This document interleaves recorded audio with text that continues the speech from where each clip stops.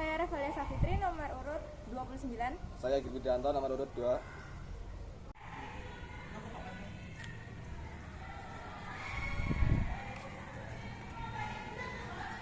Ya, di sini saya akan menceritakan tentang sejarah awal berdirinya Kerajaan Majapahit. Sejarah berdirinya Kerajaan Majapahit dimulai dengan berakhirnya Kerajaan Singosari akibat dari serbuan raja bawahannya Jayakatwang dari Gelanggang tahun 1292 Masehi. Keponakan raja terakhir Singosari Kertanegara bernama Raden Wijaya berhasil mengabdi kepada Jayakatwang untuk mendapatkan sebidang tanah di hutan tarik Trawulan. Hutan tersebut dibuka menjadi desa yang bernama Majapahit.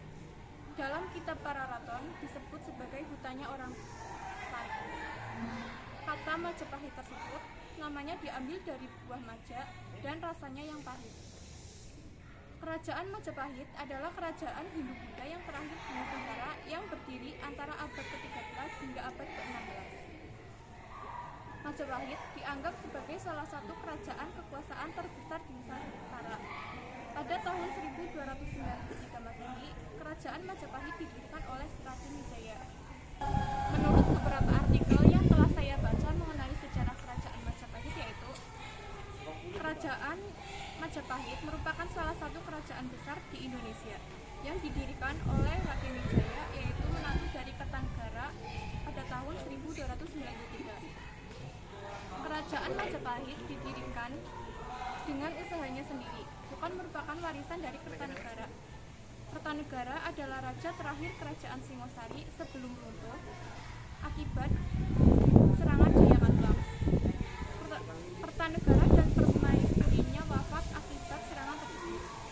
Raden Wijaya dan pengikutnya melarikan diri dengan melakukan pengembaraan dari Rabut Carat ke Pamawaran, Trung, Puluan, Kembangsari. Karena di wilayah ini Raden Wijaya dan pengikutnya dipecat musuh. Mereka berjalan kembali ke desa Kudabu sampai akhirnya Raden Wijaya disarankan meminta bantuan Arya Wiraraja di Madura. Setelah tinggal beberapa waktu di Madura atau lebih tepatnya wilayah Arya Wiraraja, Raden Wijaya dan Arya Wiraraja menyusun siasat untuk merebut kekuasaan Jayakatwang. Dengan segala tipu muslihatnya, Raden Wijaya menyatakan seolah-olah takut pada kekuasaan Jayakatwang. Takluknya Raden Wijaya diterima baik oleh Jayakatwang untuk mengabdi padanya. Raden Wijaya pun dihadiahi tanah tarik yang waktu itu berupa hutan yang terletak di Mojokerto untuk menjadi daerah kedudukannya. Saat sedang melakukan pembukaan hutan tarik, salah seorang pasukan Raden Wijaya menemukan buah maja. Raden Wijaya memakannya, tetapi ketika dimakan rasanya pahit.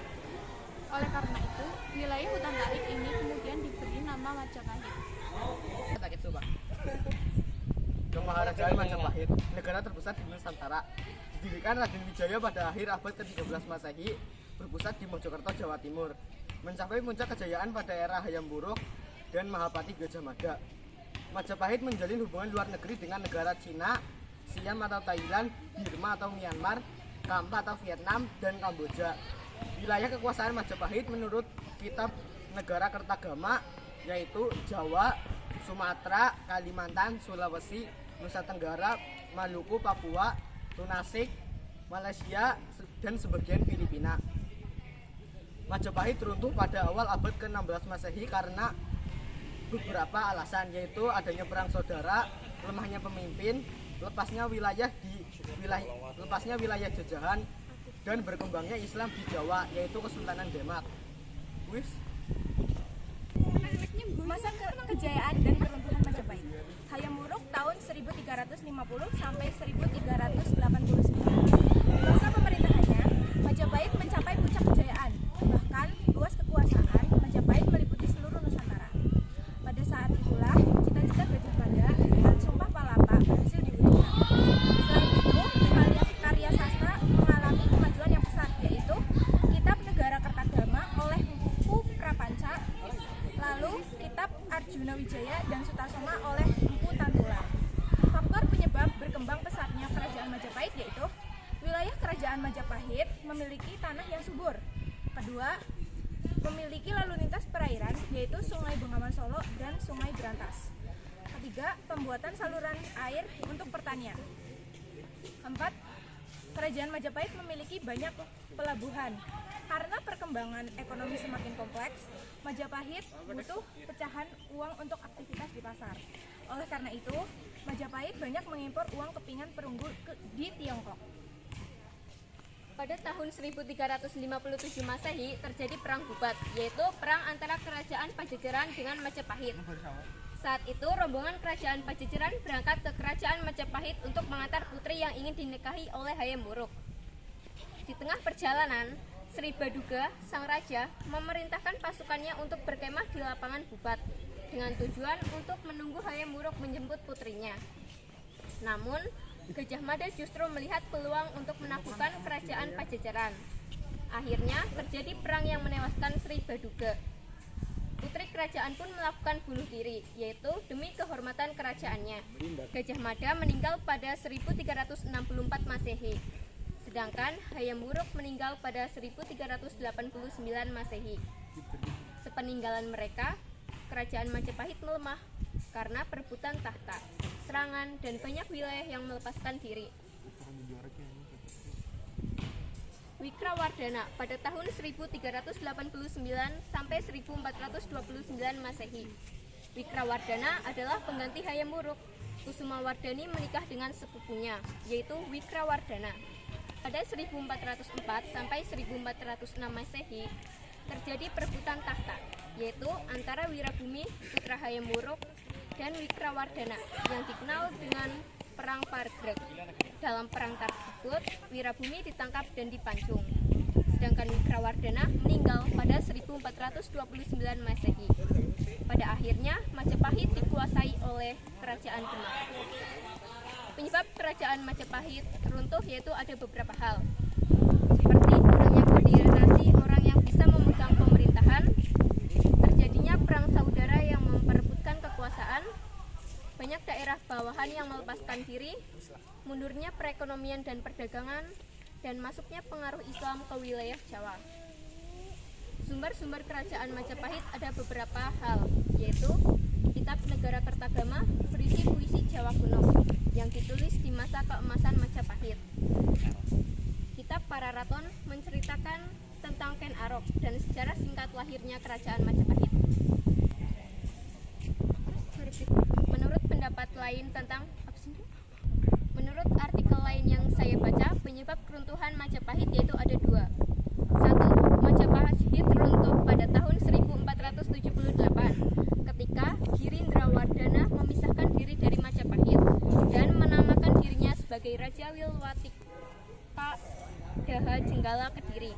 Tahun peristiwa tersebut ditulis dalam Candra Sangkala yang berbunyi hilang sirna kertaning bumi. Yang kedua, pendapat lain menjelaskan Majapahit runtuh karena diserang oleh Demak yang dipimpin oleh Adipati Unus tahun 1522. Tokoh-tokoh Kerajaan Majapahit. Raden Wijaya. Raden Wijaya merupakan pendiri atau raja pertama Kerajaan Majapahit yang memerintah pada tahun 1293 sampai 1309.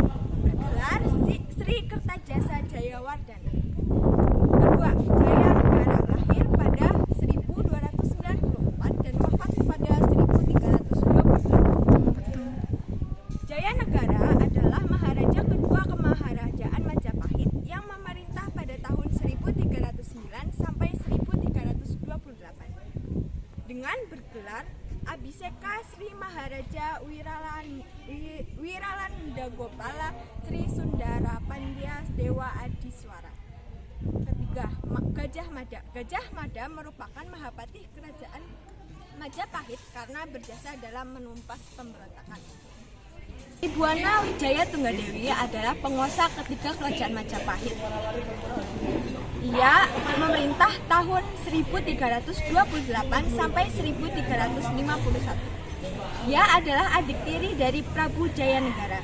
Dari prasasti Singasari diketahui gelar abhisekanya ialah Sri Tribuana Wijaya Tunggadewi Maharajasa Jaya Wisnuwardhana. Hayam Wuruk. Ia juga dikenal sebagai Raja Sanegara atau Batara Prabu. Adalah raja keempat kerajaan Majapahit. Ia memerintah dari tahun 1350 sampai 1389 Masehi. Hayam Wuruk merupakan salah satu raja yang terkenal dalam sejarah Majapahit dan dianggap sebagai puncak kejayaan Majapahit tersebut. Wirakramawardhana, ia memerintah pada tahun 1389 sampai 1429 Masehi. Ia merupakan putra Hayam Wuruk. Ia menjadi raja setelah Hayam Wuruk wafat. Kertawijaya, ia memimpin pada tahun 1447 sampai 1451 Masehi. Atau disebut Dyah Kertawijaya, adalah Maharaja Majapahit ke-7 dengan gelar Sri Maharaja Wijaya Parakramawardhana. Raja Wardana atau Raja Sawardana. Ia memimpin pada tahun 1453 Masehi sampai 1456 Masehi.